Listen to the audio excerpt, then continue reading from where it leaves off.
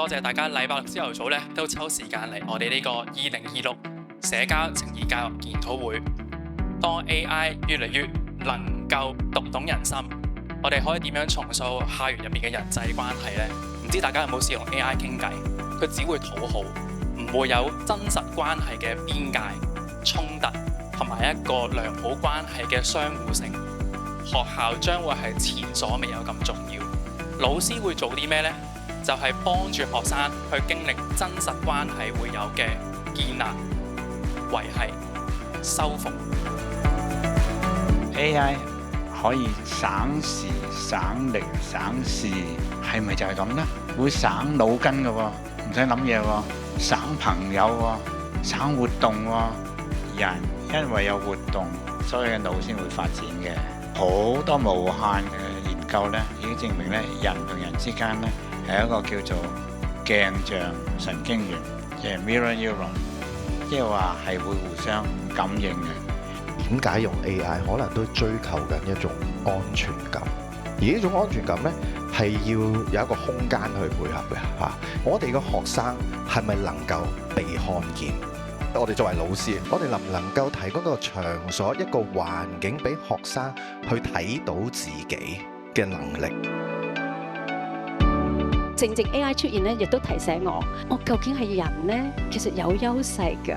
因為咧，即係當我同你如果有交往嘅時候，我話俾你聽，喂，好驚啊！你話俾你聽你好驚，我話俾你聽你好驚，就係人先至有呢一種共鳴。人哋話要養一個小朋友係成條村啊嘛，成個環境啊嘛，所有成人都係父母嚟嘅，呢個影響咧好大。喺學校咧，其實就係我哋第二個家嚟嘅，俾到安全感、歸屬感同埋咧信任咧，而被睇見獨特嘅話咧，其實佢自動波會學習嘅。今次研討會咧內容非常之充實啊，有好多唔同學校嘅校長啦、老師啦，同埋教育工作者咧，都一齊嚟到啦，去思考下咧，究竟呢個 AI 世代啦，學生嘅真正需要。我亦都好開心，宏利可以成為一份子，亦都可以全力支持咧 Just Feel 呢一個年度嘅活動，我覺得非常之有意義。我哋小朋友其實好需要咧一班真實嘅朋友咧，同佢一齊去過渡呢一個嘅小學啊、中學嘅階段嘅。咁所以咧，我哋咧都希望咧，透過 Just Feel 嘅一個課程當中，可以幫助佢哋咧去建立同其他小朋友一個好嘅社交。師生之間，我哋再唔係一個咧好似高高在上嘅老師，同埋一個學生要跟住佢聽嘅一個角色，而係咧我哋平等，我哋可以互相交流嘅一個角色嚟嘅。即係社會變咗啦，教育一定要變嘅，教師嘅培訓方式都一定要變。幸福感好重要，如果老師都冇幸福感咧，你哋好難有幸福感嘅下一代嘅學生。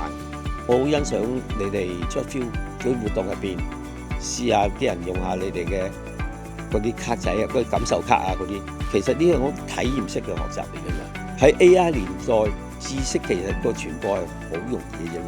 問題係要令到培訓入邊落到地有深度有溫度咧，可能要喺文化上做啲改變。